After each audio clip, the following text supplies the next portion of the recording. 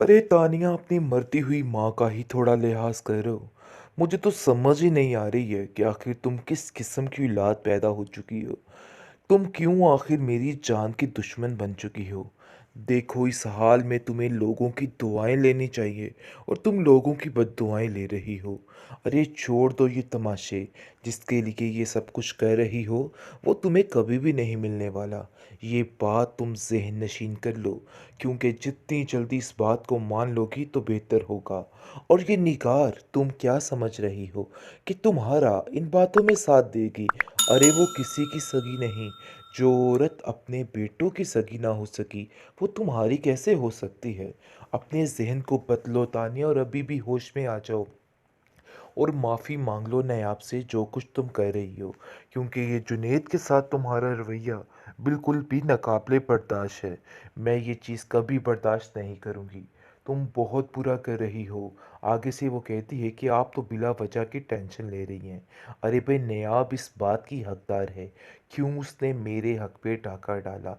अब उसके साथ ऐसा ही होना चाहिए और ये मेरा आखिरी फैसला है।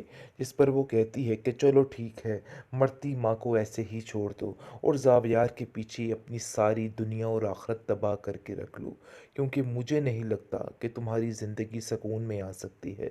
देख लेना, तुम एक दिन इतना पछताओगी कि मैं तुम्हें बता भी नहीं सकती तुम्हारे साथ क्या होने वाला है। काश तुम्हें इन सब बातों का अंदाज़ा हो जाए, तुम्हारे लिए ज़िंदगी आसान हो जाएगी। लेकिन तानिया अपनी माँ का कोई भी जवाब नहीं दे रही है और बल्कि उल्टी ही बात करके वहाँ से जाने की कोशिश कर रही है। उसकी माँ उसको समझा समझा कर तंग आ चुकी है और वो भी बेचारी खामोश हो गई है और जाकर नायाब से माफ़ी तलाफ़ी कर रही है कि मुझे माफ़ कर सोचोगी दो। तुम्हारे दिल में सिर्फ और सिर्फ नेगेटिव ख्याल आएंगे और इसके अलावा कुछ नहीं। अब देखेंगे वो काफ़ी ज़्यादा तसल्ली देने की कोशिश कर रही है, लेकिन कोई भी उसकी बात मानने को तैयार नहीं। जब ये बात दादी तक पहुंचती है कि ये सारा माजरा तय पाया है, यानी कि बुरे तरीके से उस पर इल्ज़ामात लगाए जा रहे हैं, तो वो नयाब को साफ साफ कहती है कि देखो नयाब, तुम्हें परेशान होने की ज़रूरत नहीं है। छोड़ दो इन बातों को और छोड़ दो इन सोचों को, क्योंकि ये टेंशन है सिर्फ और सिर्फ देने के लिए लोग, और कुछ भी नहीं है। खैर, तुम्हें जिस चीज़ का ध्यान रखना है कि वो तुम उसकी नज़र में मत करो, यानी कि जावियर की बात की जा रही है। खैर, अब देखेंगे कि जावियर के दिल में भी सारा मैल होना शुरू हो चुका है, क्योंकि उसको भी समझ आ चुकी है कि इसके घर वाले इसको लालच की पट्टी पढ़ा रहे हैं, जिसकी वजह से ये सब कुछ हो रहा है। और वो सोचती है कि नहीं जी, ऐसा कभी नहीं हो सकता है। क्योंकि आप देखेंगे कि दादी जो है जावियर को कहती है कि जावियर, अपने दिल को पसंद मत करना, क्योंकि तुम नहीं जानते कि लोग तरह तरह के प्लान्स कर रहे हैं ताकि ये नया यहाँ से चली जाए। इस पर जावियर कहता है कि आप नहीं जानती है कि कुछ बातें बिल्कुल सामने सामने और ढकी छुपी नहीं है। मैं कैसे इन बातों पे यकीन न करूं। मैंने अपनी कानों से और अपनी आंखों से सारा कुछ देखा है। इन सब बातों को देखते और सुनते हुए इस बात पर यकीन करना कुछ मुश्किल नहीं है, इसलिए मुझे अब किसी की कोई बात की ज़रूरत नहीं है।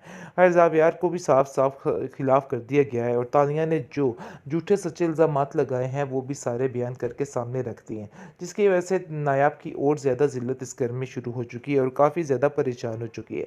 लेकिन नायाब की दादी जो है वो उसको समझाती है, कहती है कि तुम्हें किसी की बात का बुरा नहीं माना है। फिलहाल ये सारा वक्ती काम है, इसलिए तुम परेशान मत हो, क्योंकि सारी फसाद की जड़ इस वक्त सिर्फ और सिर्फ तानिया है, और तानिया ही सब कुछ करने की कोशिश कर रही है।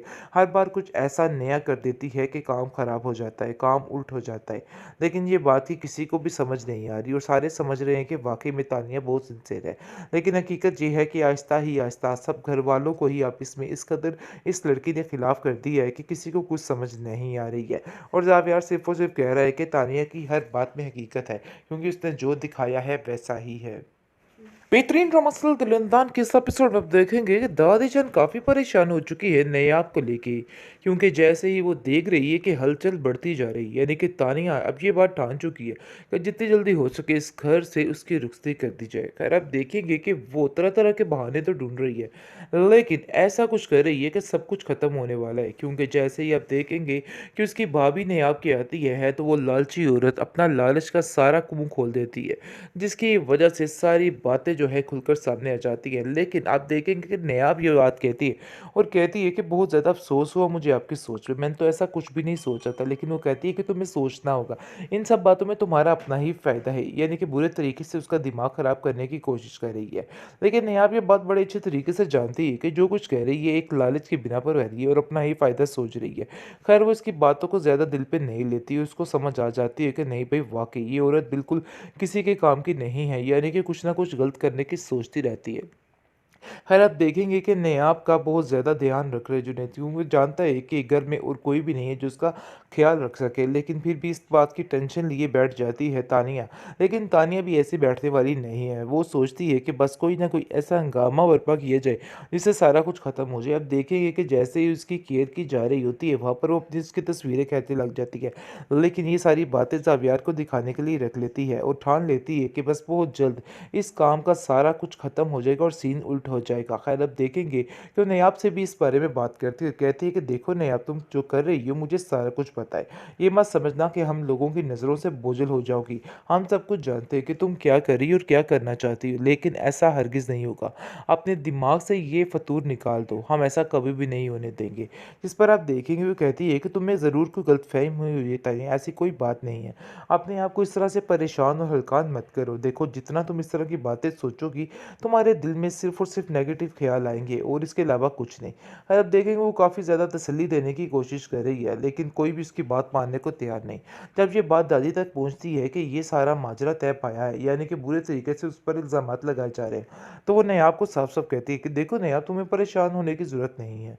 छोड़ दो इन बातों को और छोड़ दो इन सोचों को, क्योंकि ये टेंशन है सिर्फ़ और सिर्फ़ देने के लिए लोग, और कुछ भी नहीं है। ख़ैर तुम्हें जिस चीज़ का ध्यान रखना है कि वो तुम उसकी नज़र में मत गिरो, यानी कि ज़ावियर की बात की जा रही है। ख़ैर आप देखेंगे कि ज़ावियर के दिल में भी सारा मैल होना शुरू हो चुका है, क्योंकि उसको भी समझ आ चुकी है कि इसके घर वाले इसको लालच की पट्टी पढ़ा रहे हैं, जिसकी वजह से ये सब कुछ हो रहा है। और वो सोचती है कि नहीं जी ऐसा कभी नहीं हो सकता है, क्योंकि आप देखेंगे कि दादी जो है ज़ावियर को कहती है कि ज़ावियर अपने दिल को पसंद मत करना, क्योंकि तुम नहीं जानते कि लोग तरह-तरह के प्लान्स कर रहे हैं ताकि ये नेहाब यहाँ से चली जाए। इस पर ज़ावियर कहता है कि आप नहीं जानती है कि कुछ बातें बिल्कुल सामने-सामने और ढकी-छुपी नहीं है। मैं कैसे इन बातों पे यकीन ना करूँ? मैंने अपनी कानों से और अपनी आँखों से सारा कुछ देखा है। इन सब बातों को देखते और सुनते हुए इस बात पर यकीन करना कुछ मुश्किल नहीं है। इसलिए मुझे अब किसी की कोई बात की ज़रूरत नहीं है। खैर ज़ावियार को भी साफ-साफ खिलाफ़ कर दिया गया है और तानिया ने जो झूठे सच्चे इल्ज़ामात लगाए हैं, वो भी सारे बयान करके सामने रख दिए हैं। जिसकी वजह से नायाब की और ज़्यादा ज़िल्लत इस घर में शुरू हो चुकी है और काफ़ी ज़्यादा परेशान हो चुकी है।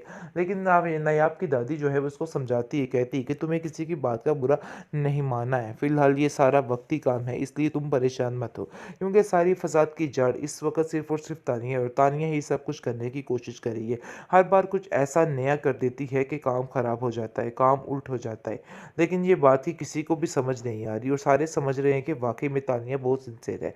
लेकिन हकीकत ये है कि आहिस्ता ही आहिस्ता सब घरवालों को ही आपस में इस कदर इस लड़की ने खिलाफ़ कर दिया है कि किसी को कुछ समझ नहीं आ रही है। और ज़ावियार सिर्फ़ और सिर्फ़ कह रहा है कि तानिया की हर बात में हकीकत है, क्योंकि उसने जो दिखाया है वैसा ही है।